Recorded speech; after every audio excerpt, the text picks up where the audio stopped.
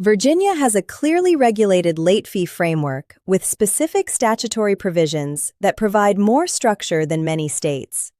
The governing law is found in the Virginia Residential Landlord and Tenant Act, Virginia Code Title 55.1, Chapter 12, which includes specific provisions addressing late fee caps, grace periods, and enforceability requirements. If you're a landlord or tenant in Virginia, the statutory framework gives both parties clear rules to follow. Let's start with the cap.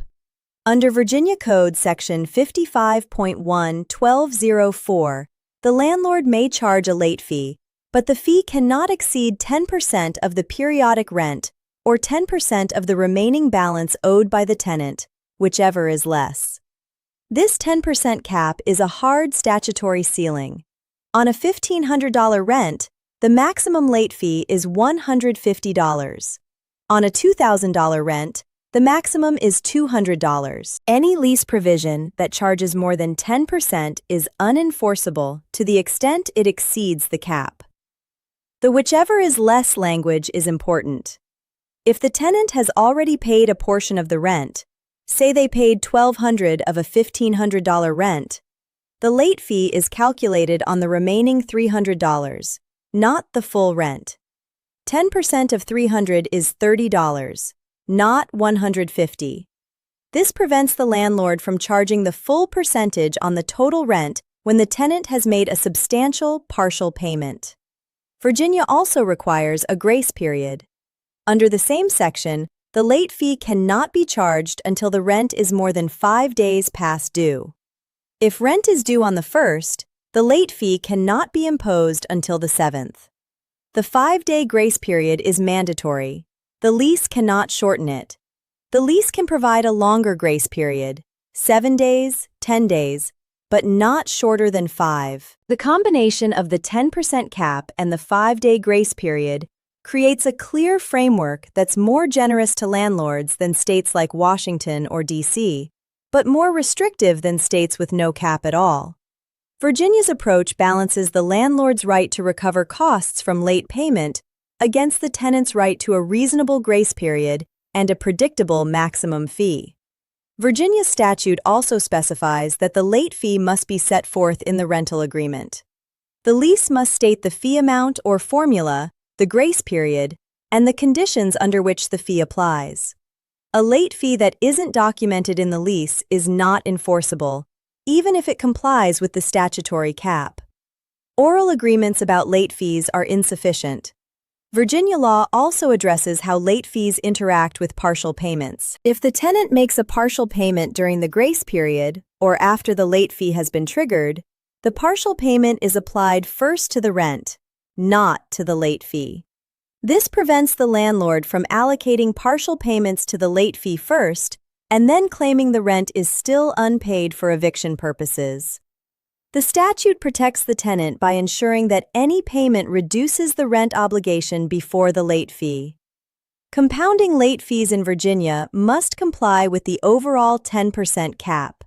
If your lease charges an initial late fee plus additional daily or weekly charges, the total of all late-related charges for a single month's rent cannot exceed 10% of the rent or remaining balance. A compounding structure that could push the total above 10% violates the statute. Many Virginia landlords avoid the complication entirely by charging a single one-time fee after the grace period. The interaction between late fees and the eviction process in Virginia is well defined. Under Virginia Code Section 55.1-1245, the landlord can serve a 5-day pay or quit notice for non-payment of rent. The amount demanded on the notice must be accurate. Whether late fees can be included in the pay or quit notice depends on how the lease defines them. Virginia law specifically provides that unpaid late fees can be included as part of the claim in an eviction action, but the fee must comply with the statutory cap and grace period. If the landlord includes an improperly calculated late fee in the demand, the tenant can challenge the amount, and an inflated demand can complicate the eviction proceeding.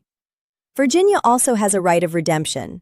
The tenant can stop the eviction by paying all rent and fees owed before the court enters judgment. The calculation of the redemption amount must include only legally compliant late fees. If the landlord has been overcharging, the redemption amount is incorrect, and the tenant can raise the overcharge as a defense. For tenants receiving housing choice voucher assistance, Virginia landlords should not charge late fees when the housing authority's portion is delayed due to processing. Virginia's source of income protections, which have been expanded in recent years, add an additional layer of scrutiny.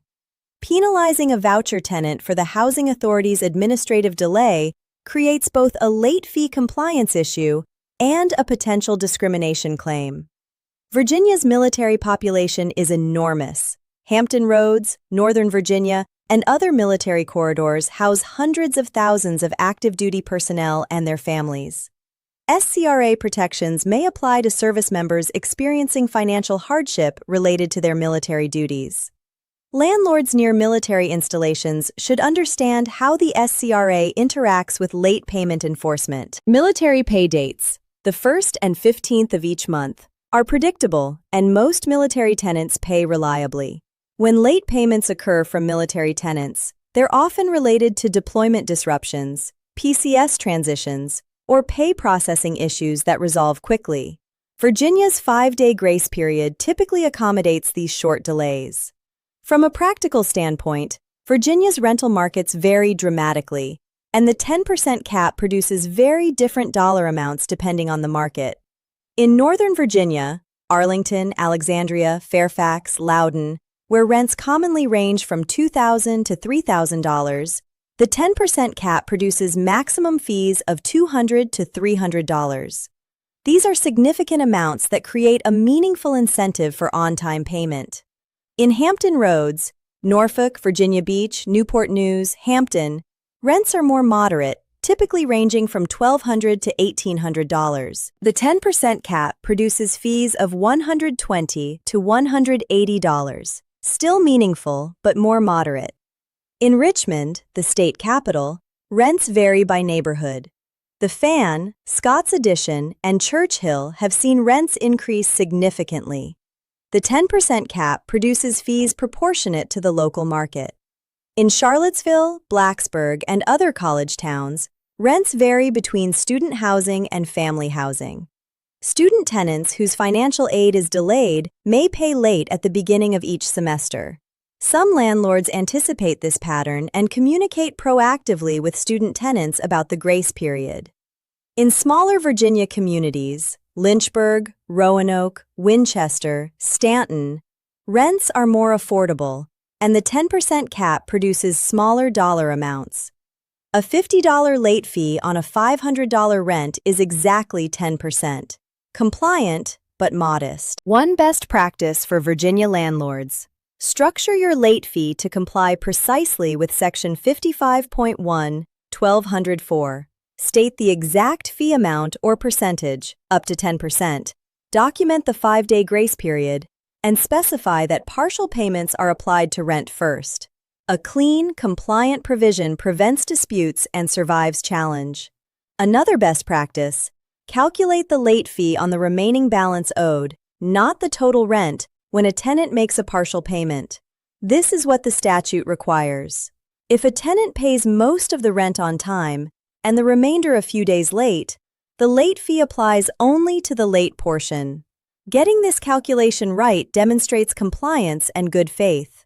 A third best practice: keep detailed records of every late payment, every grace period calculation, and every fee charged. Virginia's courts and tenant advocacy organizations scrutinize late fee compliance, particularly in eviction proceedings where the tenant challenges the amount owed.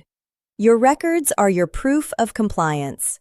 Virginia requires landlords to return the security deposit within 45 days of the tenant vacating.